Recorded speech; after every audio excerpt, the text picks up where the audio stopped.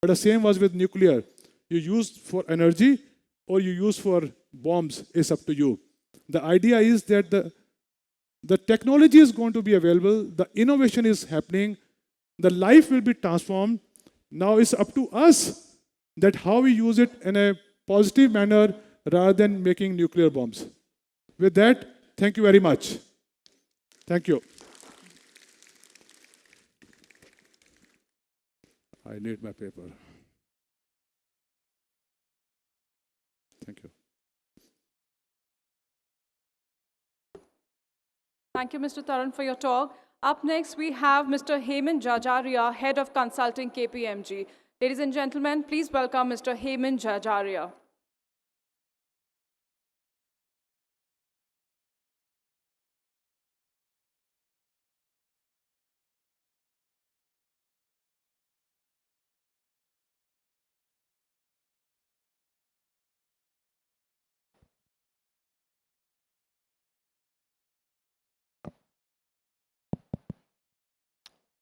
Good afternoon.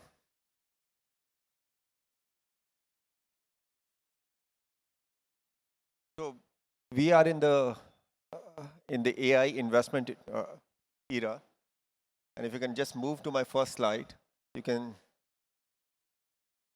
the amount of investment that's going into data infrastructure for artificial intelligence is like 300 billion in 2025. The total amount committed is almost close to 3 trillion across, covering the hyperscalers across. So if you look at the amount of investment that's going into, and there's a whole lot of question around, is this gonna give us the ROI that we are looking for?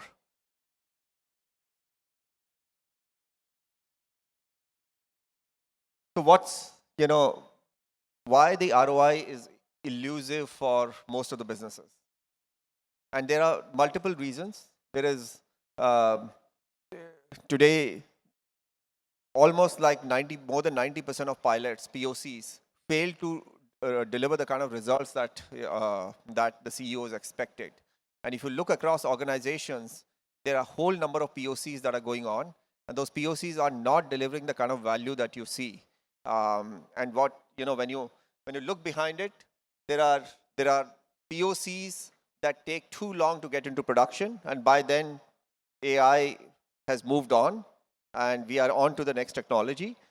Or there is data foundation, process foundation that's much weaker. And to give you an example, if you're trying to fix customer resolution through agentic AI, but your customer resolution processes in the backend are not fixed, or the kind of data that you want to pull in is not in the format that it can be useful, how can you really make it effective? How can you make an effective AI agent that can create that value? Third is the trust in outcomes. What kind of outcomes, how can you make sure that when your agentic AI solution is running, how can you make sure that it is delivering the exact outcomes that you had intended to? So think of hundreds of agents running in your organization. Who is going to monitor? How do you monitor that those outcomes are aligned to exactly how you had predicted? Because over time, if they are not aligned, the agentic AI solution will accentuate the problem. And finally, there is a cultural resistance. So there is this good old research done in any new technology.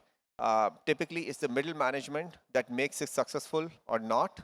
And the traction that it has taken in organization, in our own experience, has been much longer. And the path to adoption has been longer than expected. So it's not a turn on and turn off switch. How do you organize AI in within your firm? So there's a bottoms up approach where you can create innovation. So allowing each of your marketing, finance, business functions to come up with their own agentic AI innovative solution. And that allows significant innovation because it's the actual users who are coming up with, I need this kind of agent. And it's a lot more effective that way.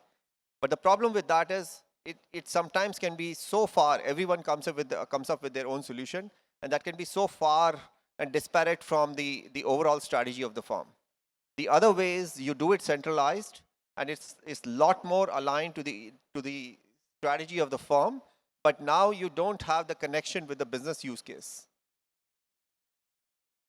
So or there are organizations that are looking at a federated case where basically you look at all your agentic AI use cases into either transform, and transform means you take your existing business and you look at how you can improve your existing business. So whether it's a customer service, how can you make it better using agentic AI? Whether it's you are in collections, whether you are in sales, how can you improve on your existing agentic AI solutions, and allowing those kind of solutions to bubble up from individual functions. But the other kind of typical use cases which are reinventing the business model, which means coming up with a completely new business model. So think of, if you today have your entire customer service completely transformed or moved over to agentic AI based solution, that's creating a totally different business model. So those new business models have to be centrally driven, because there is a clear conflict that sits in the individual functions to execute or implement those new solutions in their earnest cause. So we typically look at the journey or the evolution of agentic AI in 4 specific buckets. You have the small taskers that do individual tasks. From there, it has moved to automators that can automate the full solution. From then on to collaborators that work with human in the loop. And finally, orchestrators that are actually, you're taking multi-agent. So think of, for example, when I say customer service, in reality, you can have a customer service chatbot, AI chatbot, but behind that, the real work has to be done by multiple agents that can resolve each type of query. If it's a telco, then it could be a query related to your international roaming, it could be a query related to your billing, it could be a query related to your network problems. Then is there an agent behind this agent that can go and solve, let's say, one agent for each of those queries? And that's a multi-agent kind of framework that we are moving towards. So what are some of the telco use cases that we see really taking hold or scaling up? Right from self-optimizing networks to real-time issue resolution, fraud, predictive maintenance, cognitive customer experience. I'm not going to go through each of those, but I want to take the example of real-time customer resolution. So while everyone is using AI chatbots for their customer service, the key challenge is just creating more of the sterile, same kind of language. We are here to help you. And all of you would have heard those kind of like, when you reach out to the call centers, you are listening to the same language. But the ultimate test of whether you're getting ROI from that agentic AI solution should be what % of your customer problems are you able to resolve real time. And I would contend we should target to have 90% of, more than 90% of those, the agentic AI should be able to resolve real time. Because if you really want customer delight, that's the only way to make it happen. It's not through those sterile conversations that your chatbot will have. But to be able to do that, now you need a much more complex system. It's not about creating just an AI chatbot. It is about what you are putting behind that in terms of customer data and each of the agents that are resolving issues. Similarly for predictive maintenance, it's not about just bubbling up the predictive maintenance issues.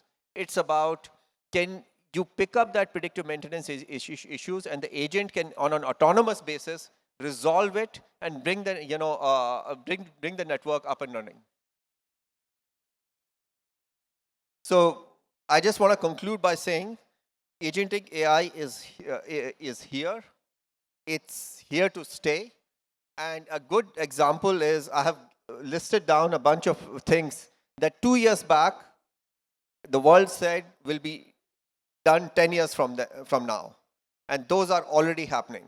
So a realistic voice bot in 2023, everyone was saying will will be done by 2033. It's already here. So today you can have a voice bot that can talk just like you and I talk, can have a real conversation. Self-improving AI, it was said will be there by 2035. You know what? It's going to be there by 2027. So improving AI is going to be there by 2027.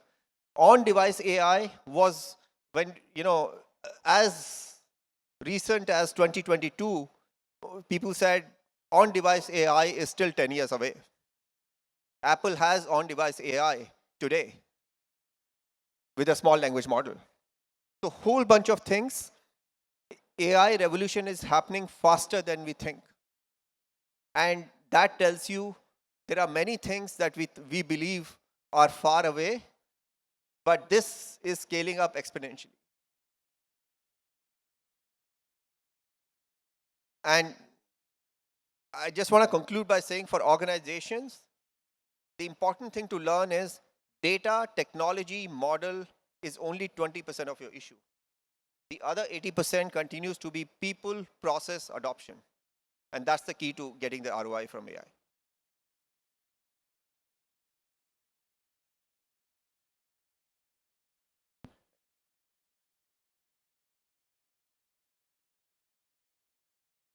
Thank you, Mr. Heyman.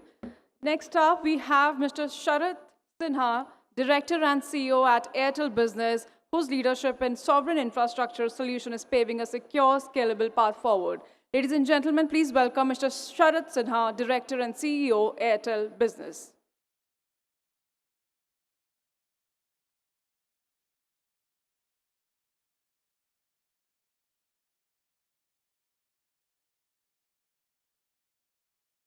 Thank you. Good afternoon. It's great to see all of you. Now, when I was thinking of picking up a subject for this year's IMC, I chose this specific area because this may not have been as relevant if we were talking about it last year. The whole idea of sovereignty has become even more important as we have gotten into this world of AI, the whole geopolitics that's going on. And therefore, I thought, I'll give you a good glimpse on what a sovereign digital infrastructure means and how it impacts your life. But let me start by asking you two questions. If your phone goes missing, how soon would you realize that it's gone? Don't worry, your phone is still with you. But we are so much connected now that pretty much telephony, broadband, everything that comes associated with that has become part of our life. It's like a basic utility. On a serious note, how many of you use UPI or any kind of financial transaction using your phone? Can I see a show of hands? Pretty much all of us do. India, in fact, leads in that space. And therefore, any infrastructure that supports that kind of utility is critical infrastructure. And I'm going to talk about some of the things that make it possible. And as we look at over years, the role of telcos, it has expanded. It's no longer just about providing, might be better to use. I'll stay here.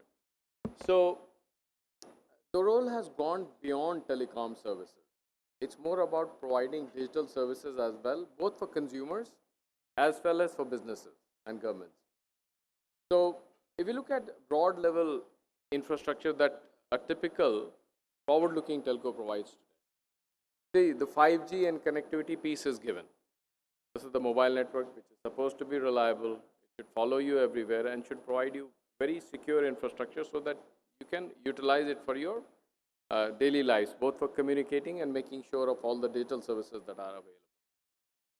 But the role of data centers, the cloud infrastructure that actually powers AI and also powers the IT organization of many of the businesses and governments, has become extremely critical. It has to be always on.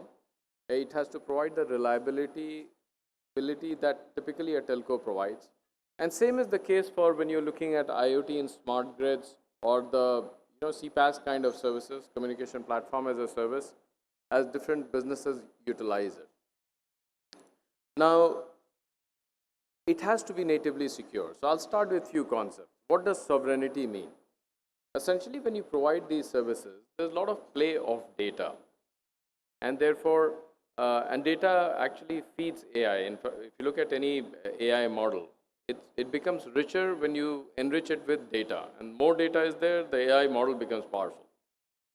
When you provide services as well, when you want to do predictive maintenance, preventive maintenance of the network, when you want to look at delivery and assurance of many of these services, again, data becomes very important. And the control over data is equally important. So I'll touch upon two areas, one from B2B, business side of things, one from the consumer side of things, which I hope many of you are familiar with, to explain to you how it plays a role in your lives. So let me start with sovereign cloud. Now, Airtel recently launched in August of 2025, we've launched a sovereign public cloud proposition. And it has certain features which I'll explain to you and why, the whole concept of sovereignty, the criticality part of infrastructure comes into play here. It uses best of technologies from the world. At the same time, we utilize many OpenStack and other capabilities, and we have integrated those technologies to create this cloud infrastructure. And when it comes to cloud, one of the fundamental reasons why people move to a public cloud or any cloud infrastructure is to, one, get efficiency of scalability, etc. But more importantly, there should be an economic benefit. There has to be some distinct benefit that you should get versus just using everything on-prem. Then comes the concept of sovereignty. Data residency is one part, and many a times people get confused between data residency in the country versus sovereignty. Data residency is important, but it's a small subset of full sovereignty that you require to operate a critical infrastructure. Because full sovereignty means that your control plane also must be within that infrastructure. And control plane in cloud context essentially means the ability to orchestrate, manage. All those capabilities should also be within the same jurisdiction. So that should something go wrong and your network gets isolated, the cloud gets isolated, you still keep getting those services. Now, security and compliance is given that cloud powers the whole IT infrastructure of an organization. It has to be secure. And finally, AI readiness in today's times has become given. You have to be AI ready, both in terms of utilizing the AI capability of the network, but also AI capability that your IT infrastructure provides so that you can take those benefits to enterprises and either create new revenue streams or create some increase in productivity, thereby creating some cost advantages. Now, because cloud is so central part of an IT infrastructure today, it is also important that there is some level of consistency between, let's say, private cloud that you have, the public cloud proposition that exists, and you can get same look and feel if you decide to put your own infrastructure for data centers in a co-location environment. And therefore, bringing them together is also one of the fundamental aspects of providing a secure and sovereign cloud infrastructure. And this is what we have actually launched, and Airtel has received fairly good reception. We had to further fine-tune it given the requirements of the country. And this is one good example of what sovereignty means in the context of cloud. If you take this same concept in the context of, let's say, IoT services that we provide, one good use case of IoT usage is use of, for example, SIM cards in smart energy grids, etc., where by putting a SIM card in smart energy meters, it is able to connect with the broader telecom network. And we get the ability to not just monitor, but also to make sure that billing, etc., happens properly. That also requires a centralized cloud infrastructure so that one can use analytics to manage it properly. Now, in such cases, once again, it's important that in such networks, both the data plane and control plane stay within the infrastructure so that it runs smoothly. On one hand, it has some very distinct advantages in terms of control within the network. But when it comes to telemetry of it, for example, if you look at just a month ago, because of the geopolitical issues in the Middle East, there were certain global fibers that were cut. And that led to 95% utilization level happening in those links. And you know, it was, and I think many of us in India must have felt that that had happened. Imagine a situation where control plane is outside the country and your telemetry is coming through that network. The performance of all infrastructure will be severely impacted. And therefore, sovereignty, apart from just safeguarding you from geopolitical requirements, it also gives you an advantage in terms of technical performance of the network. Now, other example I have picked up is from consumer segment, B2C. And this is something we launched almost a year ago. This is the spam prevention and fraud prevention solution that Airtel has launched. I don't know how many of you are users of it, but I'm assuming given our market share, many of you might be using Airtel. Now, we launched this about a year ago, and the whole idea was consumers safe. And what we have done here is, technology-wise, what it does is, on a real-time basis, we use network AI, and we look at more than 250 parameters to identify if a call is a potential spam call. This is based on user behavior, this is based on device behavior, and we then try to correlate it to see whether it's a spam call or not. And therefore, we flag it as a spam call. And since its introduction, and this is, by the way, data from Ministry of Home Affairs, that we have seen, it has been observed that there is 68.7% reduction in financial fraud losses amongst Airtel users. Similarly, there is 14.3% drop in cybercrime in complaints coming from Airtel user base. So we see distinct advantage of this already happening. Now, this can be delivered only if a network is designed in a certain way so that you can get all the telemetry and signals to identify a call as a spam call. Similarly, on fraud prevention, what we have done is, and this was introduced later, typically when a cyber attack happens, you know, a phishing kind of attack happens, you will get a compromised link on SMS. And SMS actually is not connected to internet. It runs on SS7 network, which is the signaling network and telecom. But when you click on that link, it just takes the IP route. It goes through the internet, and that's why you end up at a compromised website, for example.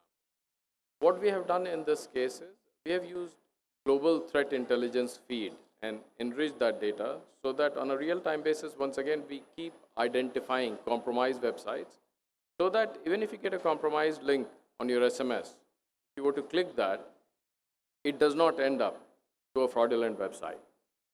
And this is an ongoing task. You can imagine every day, 0-day kind of attacks happen. Many of those websites come into life, and you have to keep updating that database. Now, one is able to do that only if you have a robust network. The infrastructure is robust, and it can provide that kind of intelligence to make this possible. Now, looking across all kind of critical infrastructure that telecom service providers provide,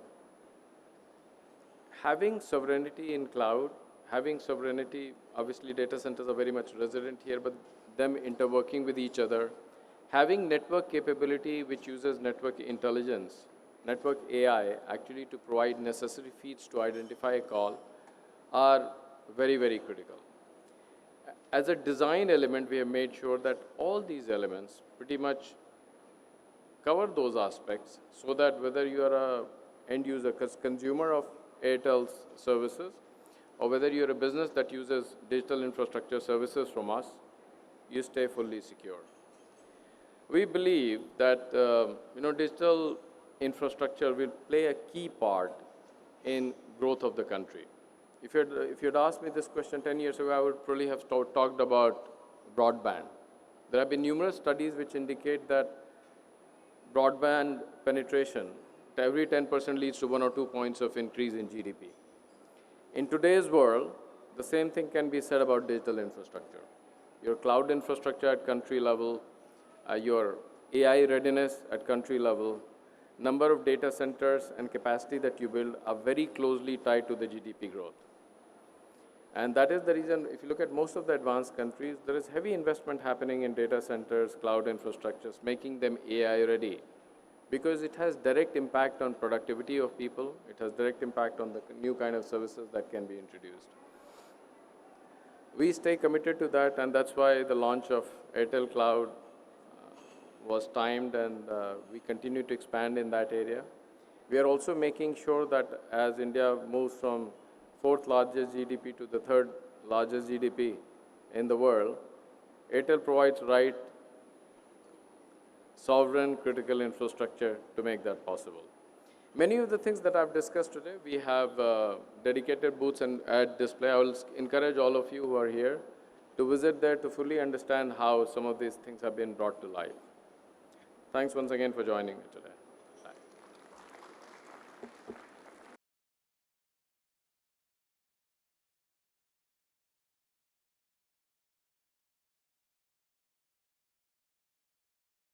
Thank you, Mr. Sharat Sinha.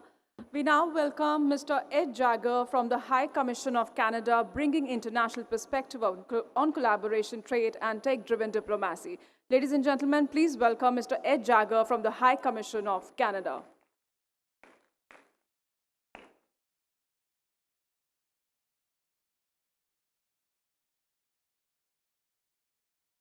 Good afternoon, ladies and gentlemen.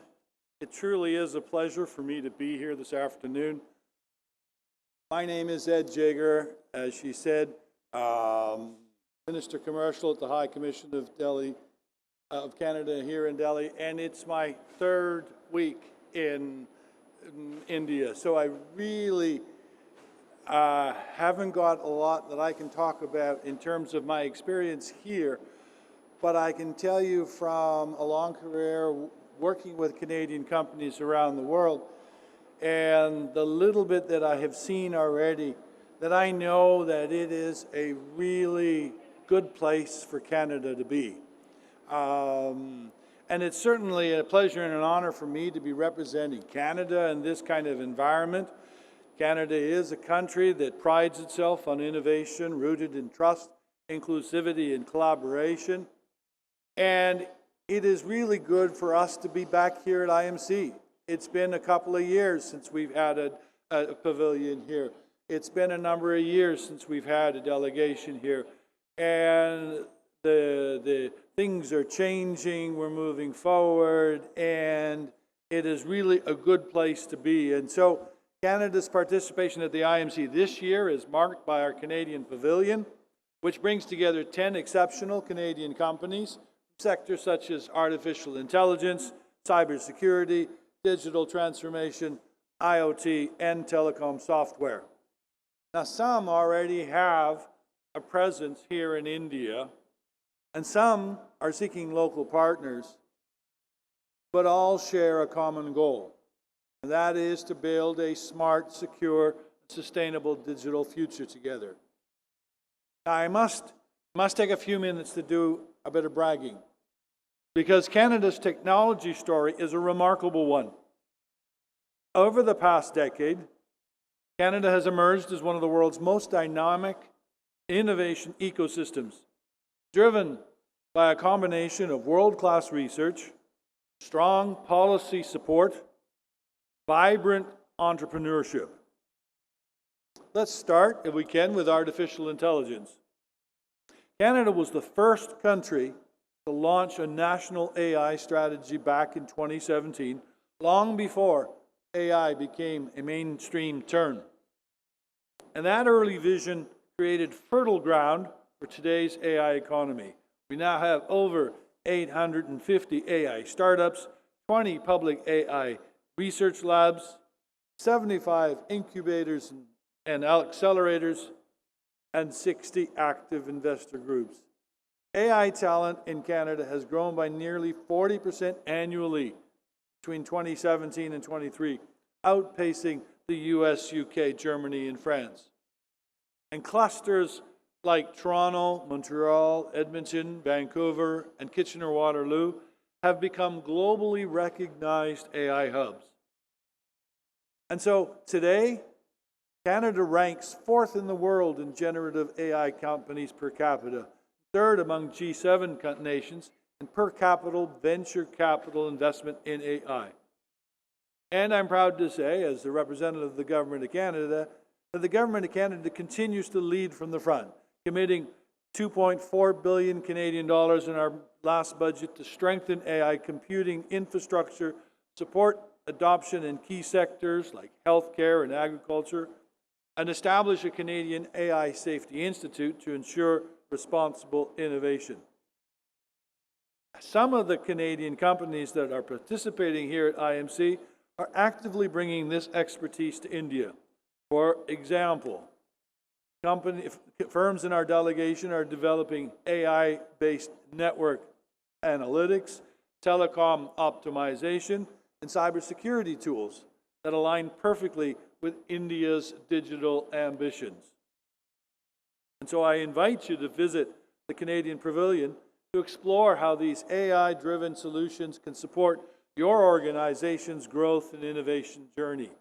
And here at IMC, OpenText perfectly embodies that mission. As one of Canada's largest software firms, OpenText helps businesses harness AI-driven information management, improving productivity and data security for enterprises worldwide. Now, while AI may be driving the intelligence of our digital future, telecommunications is the backbone that carries it all. In Canada, this telecom ecosystem is one of the strongest in the world, connecting 99.5% of Canadians through 4G LTE and over 93% through 5G networks. By next year, 5G will account for nearly half of all mobile connections. Carriers like TELUS are driving massive investments in network modernization. TELUS alone has announced a $70 billion 5-year investment to expand network coverage and support Canada's growing AI and digital economy. In May 2025, TELUS deployed the first ever 5G network slice for emergency services, ensuring uninterrupted connectivity for public safety during the NHL playoffs, a very important time in Canada. It's a world first for public use 5G slicing. And the Government of Canada has also committed $45 million to the Centre of Excellence in New Generation Networks to build a national 5G testbed and 8 living labs, spaces where industry and academia can co-innovate. And these investments demonstrate how Canada's telecom and digital infrastructure are foundational to our innovation ecosystem, enabling 5G, IoT, AI, and edge computing solutions that power everything from smart cities to fintech. Here at IMC, TELUS is showcasing its network leadership and exploring partnerships with Indian operators to strengthen these 5G use cases, edge computing, and smart infrastructure. Alongside them, Optiva from Toronto brings cloud-based BSS and charging platforms that empower telecom operators to accelerate 5G monetization and customer engagement. In short, telecom isn't just about connectivity anymore, it's about empowerment, resilience, and inclusion. Beyond telecom, AI is reshaping how networks think, predict, and act. The Canadian companies are building intelligent platforms that improve decision-making, security, and automation. Solus, for example, is enabling real-time data movement through its event streaming and messaging solutions, helping organizations integrate IoT, AI, and edge data seamlessly, a perfect complement to 5G-enabled ecosystems. Motif, another participant in our delegation, focuses on AI-driven optimization for network and device management, ensuring that connectivity remains efficient, predictive, and resilient. And so in many ways, Canada has mastered the art of responsible innovation, balancing rapid advancement with ethical standards and privacy protections. Our AI Voluntary Code of Conduct, launched in 2023, sets a global benchmark on transparency, fairness, and human oversight, principles that resound deeply with India's approach to trustworthy digital transformation. Because while AI drives the opportunity, cybersecurity ensures the trust. And that's where Canada's capabilities are also very strong. In February 25, earlier this year, we launched a national cybersecurity strategy with a whole-of-society approach, including our Canadian Cyber Defense Collective and a new cyber attribution data center at the University of New Brunswick, leveraging AI to detect, counter advanced threats. And so as a result, Canada is recognized as a global leader in cybersecurity technologies.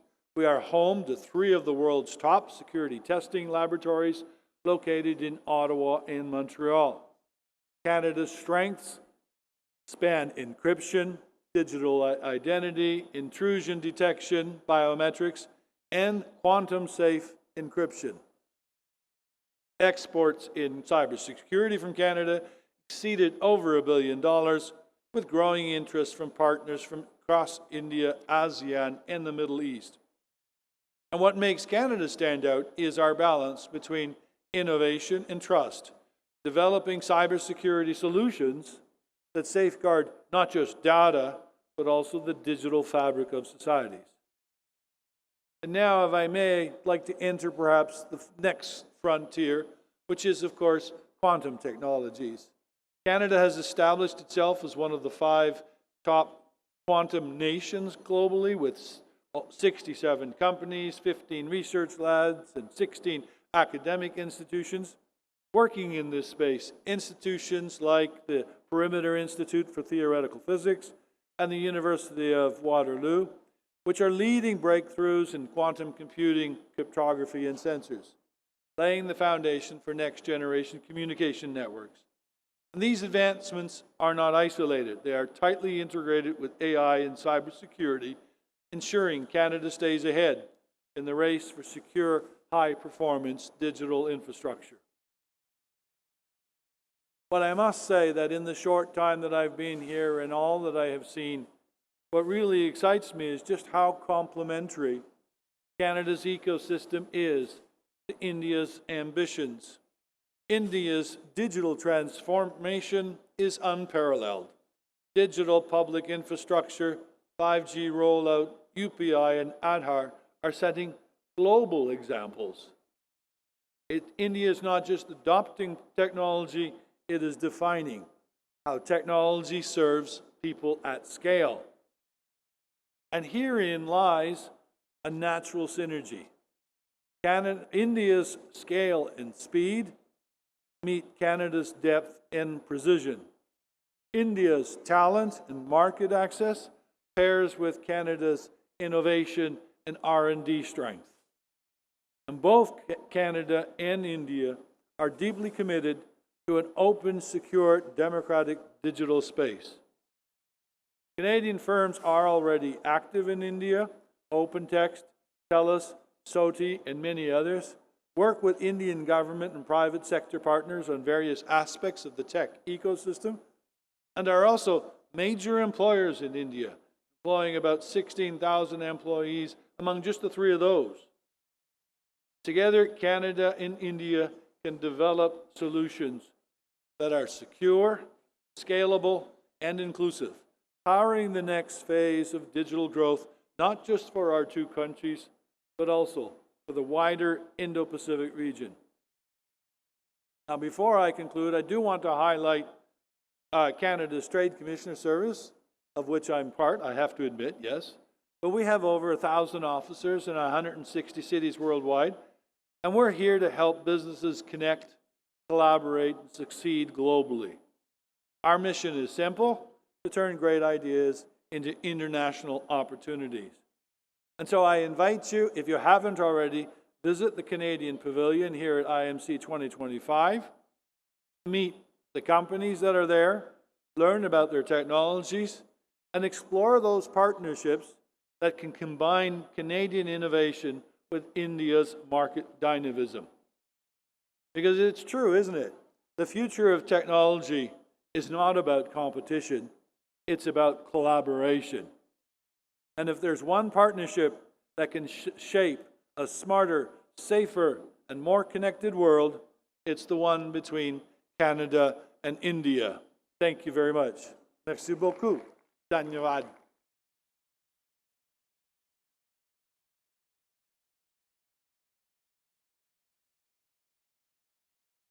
Thank you, Mr. Ed Jagger. Now joining us is Mr. Shekhar Iyer, Chairman and CEO of Arcus, known for breaking barriers in network performance. Ladies and gentlemen, please welcome Mr. Shekhar Iyer.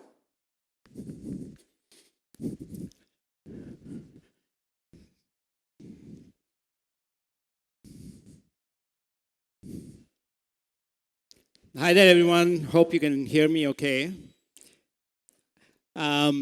We're kind of winding down towards the end of the evening, so I'm going to make this a bit energetic so anyone here can wake up. So I'm from Arcus. We are a San Jose-based company, and we're basically building the software that is going to make all of the networks operate for the next generation architecture, specifically for how to bring telcos together and bring them in the era of AI. So let me start off by just kind of providing a little bit of a spectrum into what India is doing, which is very well renowned and recognized across the globe. If you look at 2025, India is already doing in a leadership role as far as mobility is concerned. I mean, over 1.2 billion wireless subscriptions.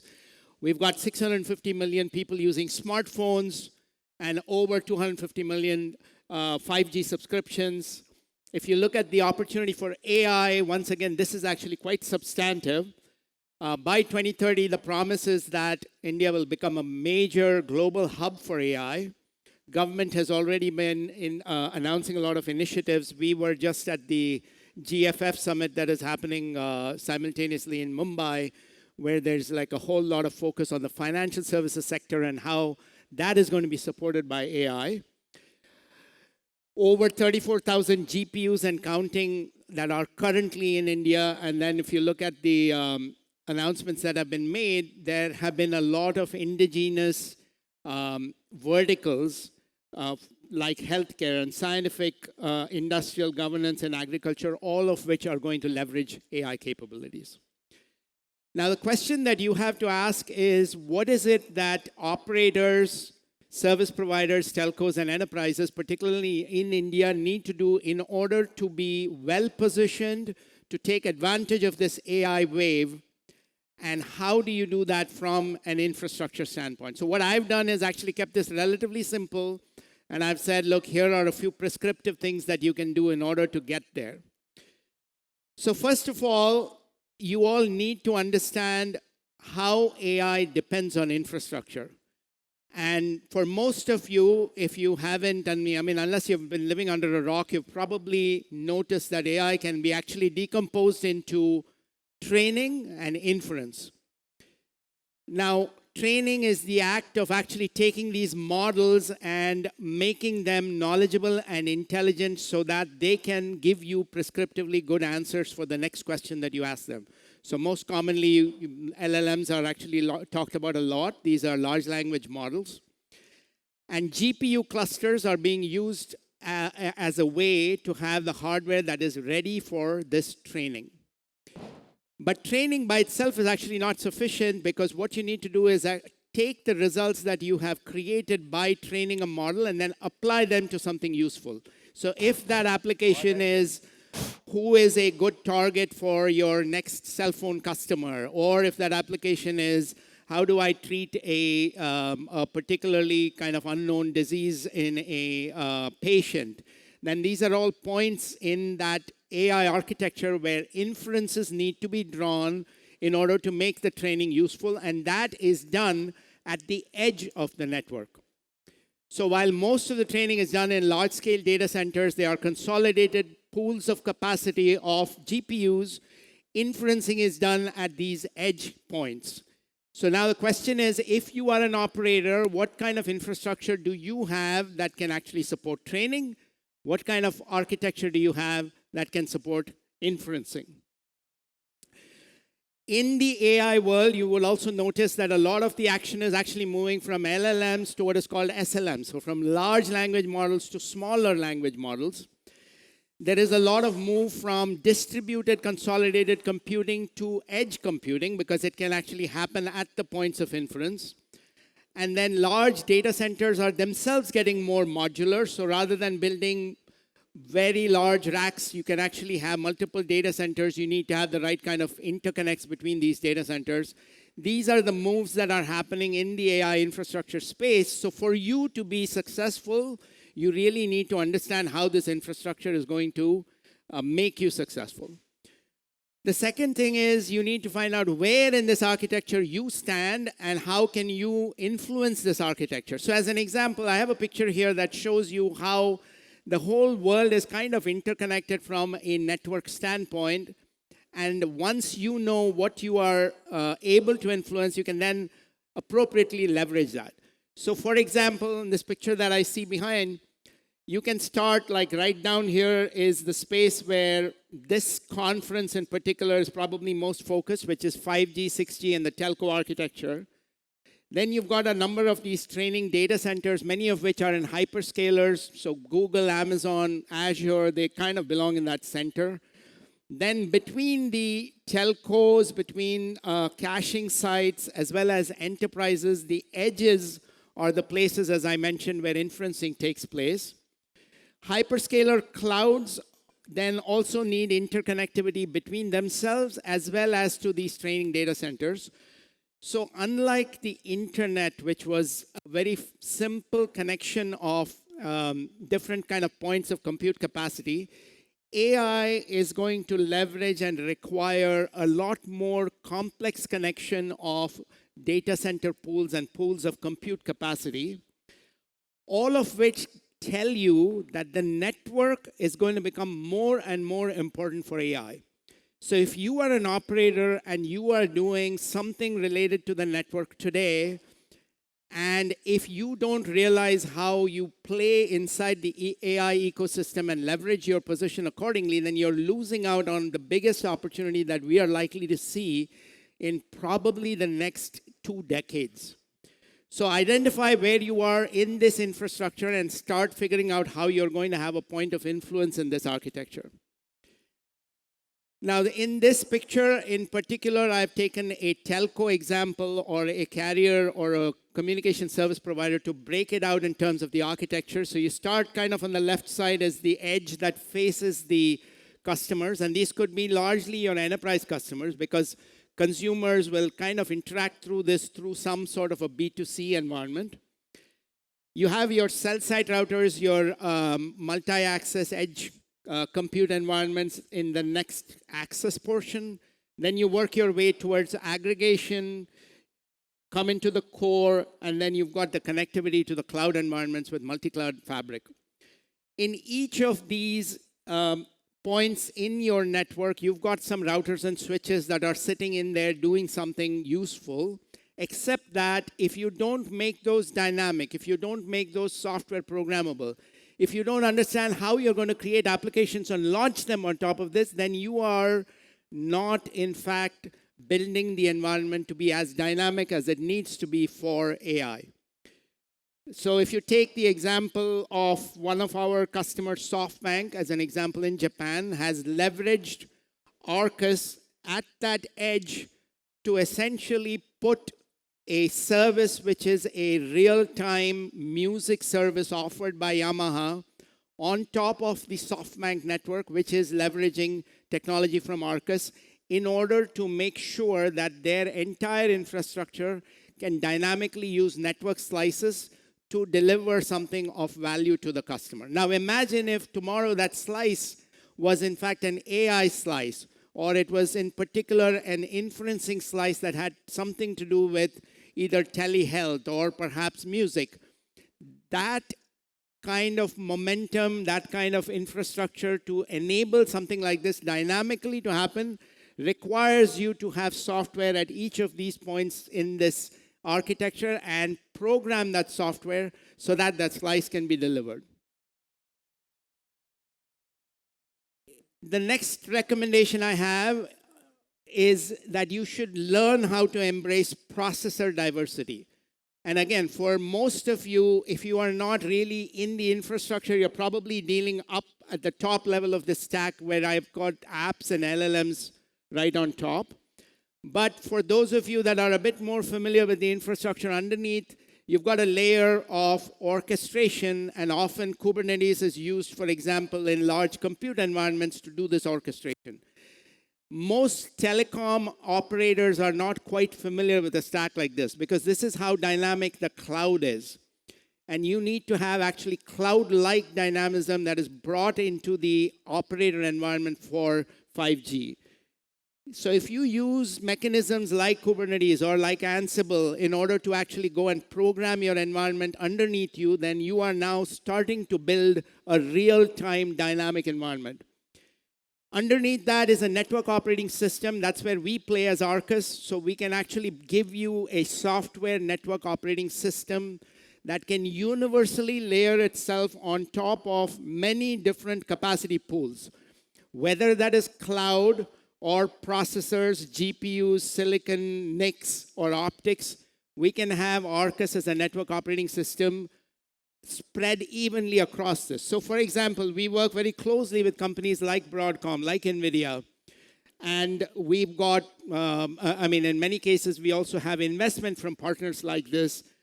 We've also kind of most recently announced an investment from Fujitsu, and this gives you the diversity of the kind of silicon that you need to embrace in order to build your infrastructure to be future-proof. Now, why is this important?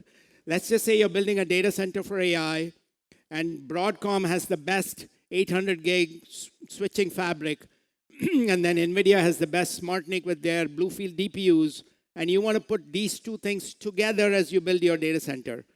Now, either you can go in and start inventing from scratch and figuring out how to actually pull these pieces together and connect this with a common network, or you can use something like Arcus that layers itself already, and we've done the hard work of working with Broadcom, working with NVIDIA to give you that layer over there.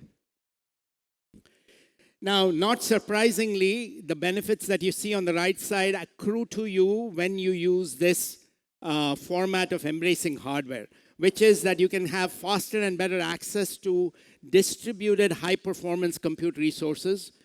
You can have improved utilization of your AI infrastructure, and you can reduce your cost. Our customers typically see maybe 30 to 40% reduction in cost.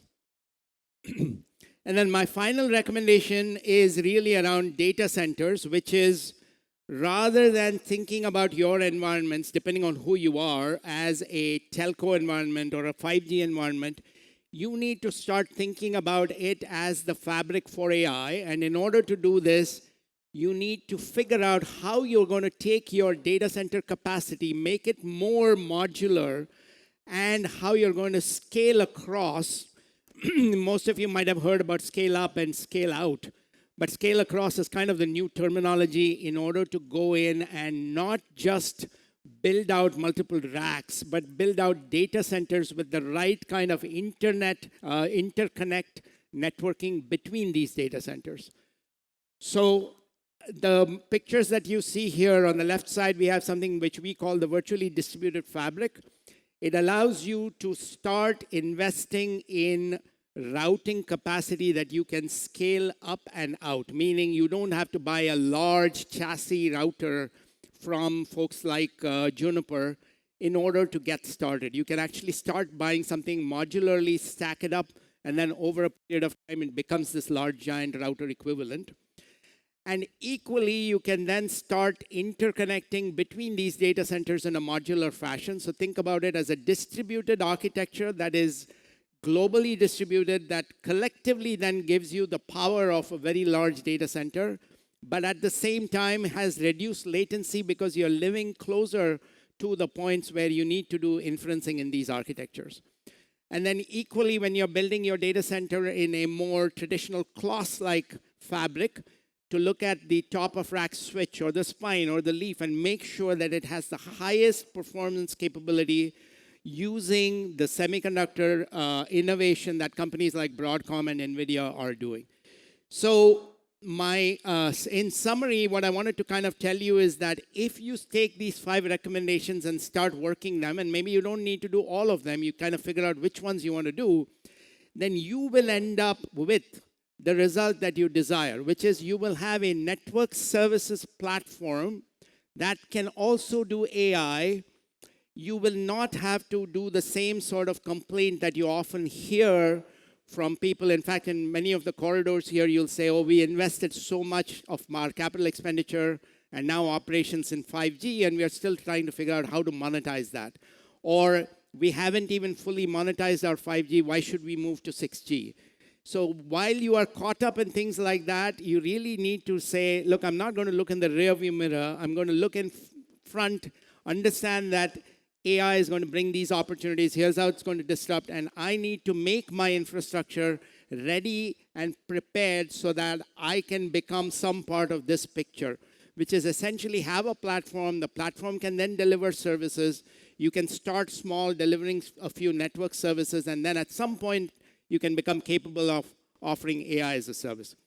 So thank you again very much for listening, and hopefully this gives you some ideas of how to make money in future using your 5G network. Thank you all.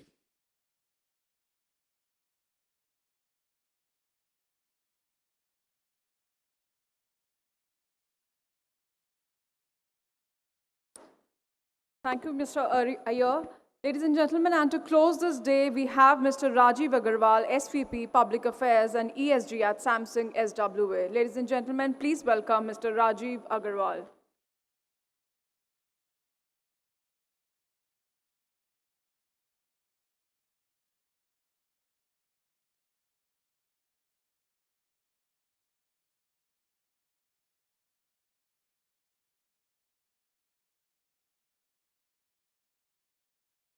Ladies and gentlemen, and to close the day, we have Mr. Rajiv Agarwal, SVP, Public Affairs and ESG at Samsung SWA. Please welcome Mr. Rajiv Agarwal.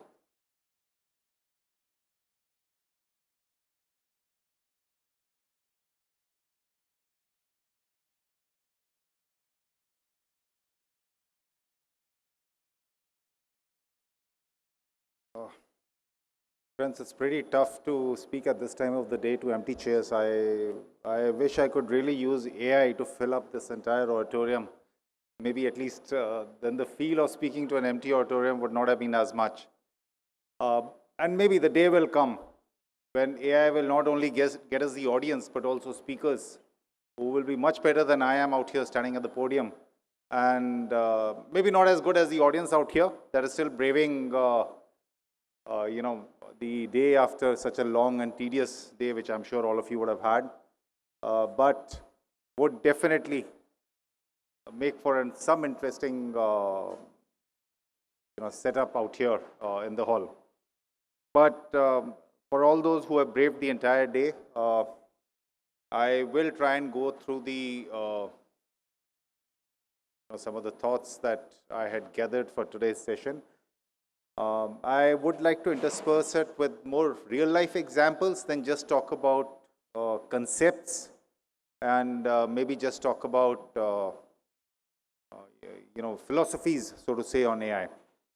Now, we've already seen India at the cusp of a digital revolution, so there's nothing hidden about that, and that's something which now it's not a question of if, it's more a question of when does India take the next big digital leap in the coming days. And for us at Samsung, it's a very clear vision to democratize AI and to make it available every Indian citizen, every household, every community. The products that Samsung brings into the lives of the common man, we are trying to embed AI into all these products that ultimately reach out to consumers.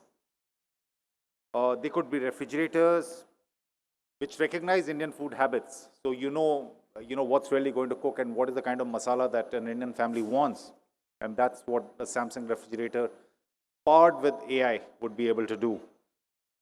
Air conditioners that would be tuned to local climatic conditions, smartphones, obviously, that support Indian languages. So you're no longer required to, be, so to say, hamstrung by the lack of knowledge across the length and breadth of the country. AI for education, and maybe that's something, rather than my explaining it at our stall out here in hall number 1, is something to be seen to be believed. How you can have a teacher write on the blackboard and the same thing gets translated onto the tablets that the students hold in their hands, or the, the screens, the devices that are held in their hands. And similarly, from the handheld device to the blackboard. So it's a very seamless way which connects classrooms, which connects schools, which connects teachers, students that we can bring in. And the demo is right out there for you to see and understand what the solution offers. Our vision, maybe by the end of this year, every 7 out of the 10 such mobile devices will be powered by AI and will be AI enabled going forward for India. Now, obviously, we are supporting ministries, we are supporting law enforcement agencies, we are supporting defense forces, as they go about serving the Indian citizen, as they go about serving the Indian society, ensuring the security and the safety not only of our Jawans but also of the entire ecosystem that is critical to a national, to our national security. The Kumbh 2025, for those of you who would have gone there for a snan, now that's the largest congregation, crores and crores of people at one place in the entire world. And the command center for that Kumbh 2025 was powered by Samsung. So Samsung had, provided the systems, the screens, etc., which went into making sure that any mishap, any out of the normal happening out there would immediately trigger an alert in the command center, and that command center would then be able to, would allow the relevant authorities and forces to take action. Now, we do recognize that, while technologies do exist, innovations do exist, but ultimately you have to transform them, you have to make them available to the common man, and that is where AI does play a major role. Our vision, obviously, AI for all, is something which is not only a slogan, it's not only a catchword, it is something we are trying to bring into all our devices out there. For us, AI is not only artificial intelligence, something which we all know, but to us it is Atmanirbhar intelligence. It does represent an Atmanirbhar India also, and that's why we are looking at AI, and we are going all out to make sure that AI is not only an empty buzzword, it is something that actually permeates society and ends up serving each person on the ground, on the street. Now, from our journey of 3 decades that Samsung as a company has been there in India, we not only provide products, but also we have made India our second largest base in terms of R&D, thousands of engineers and scientists being deployed in India, and who are not only working, who are not only researching and designing cutting-edge technologies in India, but more importantly for the world. With thousands of patents already filed, we are one of the largest patent filers in India. So we have an audio eraser, for instance. So you take a video and it would have someone speaking in that video, but at the same time you would have background noise, you would have unwanted noises which you want to filter out. So the audio eraser feature using AI allows you to do that. Do try it out. It's a feature that really helps you to have unadulterated, absolutely neat and clean videos which where all these background sounds that you don't want, unwanted sounds, get eliminated. Another feature, live translate. You're talking to someone, the person at the other end of the call is talking in a language you don't understand. He could be talking, for instance, in English or say in Korean, and you can talk only in Hindi. The live translate feature allows you to communicate with each other on a real-time basis. Whatever he says in Korean gets translated to Hindi for you and vice versa. And therefore, it allows you to have and continue and communicate with each other. At the end of the day, communication is key to the entire human existence. We have to communicate with each other, and language should not be a barrier in this communication. It's not only humans, but we are also looking at various IoT devices talking to each other, being connected with each other, smart things. Most of us at home, we would run the AC, we would also switch on the fan, and then through the night, we would either be tugging at our bed covers or, tweaking the temperature setting on the AC, sometimes switching off the fan, and we keep on trying to make sure that we have a comfortable setting. That is where AI comes in. And through smart things, we can actually have something known as a customized cooling, where you have the AC running along with the fan, and then you are able to sync the two so that you have the most comfortable setting and you don't need to worry about it. The AI setting at the back will take care of both the fan and the AC.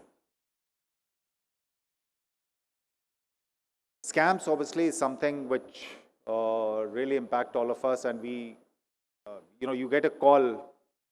It could be anything. It could be asking you to share an OTP. It could be asking you that, hey, you won an award, or it's a call from some FedEx or some delivery company saying that you have a delivery parcel and we are not able to give it to you for some reason, etc. It could be any sort of scam. We are now in the process of providing for real-time alerts to you through a voice phishing scam detection feature. And this is something we have already launched in Korea. So you get a call, the system, the mobile or the software has been trained through AI to be able to detect that this is a potential scam, and you will get a real-time alert. Now, this is something which I'm sure as a technology would be there or would eventually come in other systems also. But the biggest thing, this is something which does not leave your mobile. It does not leave your device. The call details, whatever is being discussed, whatever is being talked, stay on your device. And the real-time alert comes from your device itself. You don't have an internet connection, there is no problem. You don't go to a cloud for this. And once the call gets disconnected, everything, the entire data gets deleted automatically. So the whole point is that even as we provide technological solutions to prevent scams, to protect our users and customers, at the same time, we are also conscious of their data privacy. And that's something we try and maintain through the system. We do have a session going on in the next hall on responsible AI, and that's something which is integral to our vision and to the way Samsung works. I don't know how many of you are aware of the Coalition for Content Provenance and Authenticity, or the C2PA. Samsung is a partner, as are multitude of other global companies who are a partner of C2PA. For us, the moment of pride is that we are the first, so to say, smartphone manufacturers, or where in our S25 series, we have actually used the content credentials. It's a standard, open standard developed by C2PA, which makes sure that if you are getting a photograph or some sort of video image and that is edited by AI, it will show up so that you are aware that there is something which is not correct. It's not the original image. At least you can then, it gives you that immediate ping to your brain that you have to be beware of this photograph if you take it as a gospel truth. Let me just give one last example as I wind up. Cataract is something that really affects our society, and lakhs of people are impacted by cataract, not because the solution does not exist. Cataract operation is one of the simplest, if I may say so. People do not have the wherewithal, especially in the far-flung areas, to be able to access the right medical services to take care of the cataract. Now, here's where AI can really play a role. And it's not only cataract, there are other eye diseases also. Now, the number of ophthalmic, let me not say surgeons, even doctors who can actually look at an eye and treat the eye diseases is ultimately limited. And not all the people, all the patients from the far-flung rural villages can come to these doctors. So we have a system through AI on mobile phones where we fix a camera. It's an eye-like, that's the technical name given to it, the eye-like camera. So that gets fixed to this mobile, and out there someone can simply take a scan of the eye, and that gets transmitted to the doctor who could be seated somewhere else, and thereby the right treatment can be provided to the patient. Now, this is something which is already out there, and I think over 15,000 patients have already been treated through this, AI focused treatment system. And the best part is that it's not just about us.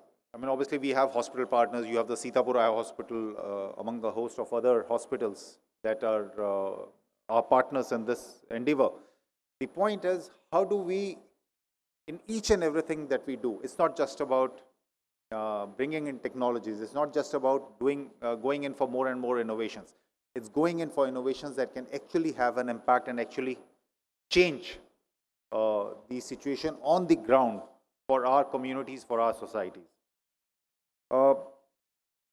I do see, as we go forward, AI not just remaining a concept on paper, but getting translated on ground, and all of us have a role to play in that, and making sure that as a technology, as a servant to humanity, AI is always there to serve the last person in the furthest corners of the country and the globe. Thank you.